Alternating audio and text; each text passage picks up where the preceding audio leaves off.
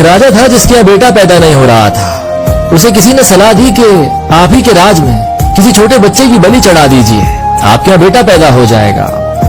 तो राजा ने ऐलान किया कि जिस घर से बच्चा दिया जाएगा उस घर को ढेर सारा पैसा दिया जाएगा।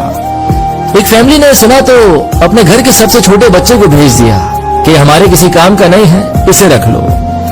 बलि चढ़ाने की पूरी तैयारी की गई। राजा ने बच्चे से पूछा कि तुम्हारी आखिरी ख्वाहिश? तो बच्चा बोला बस मुझे थोड़ा सा मिट्टी का ढेर ला करके दे दो। मिट्टी लाई गई तो उस बच्चे ने 4 छोटे छोटे से मकान बनाए।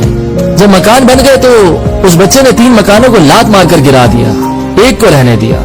उसके सामने हाथ जोड़कर दुआ की और राजा से बोला अब मेरी बलि चढ़ा दो। राजा को बड़ा अजीब लगा, वो डर सा गया कि शायद बच्चे ने कोई जादू वगैरह कर दिया। उसने बच्चे से पूछा तूने क्या किया?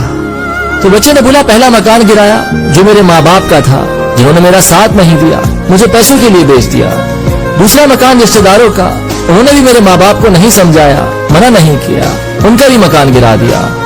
तीसरा आपका था, आपका तो काम है लोगों का ख्याल करना, उनकी हिफाजत करना, पर आपने तो मेरी बलि चढ़ाने की सोच ली तो आपका भी महल गिरा दिया।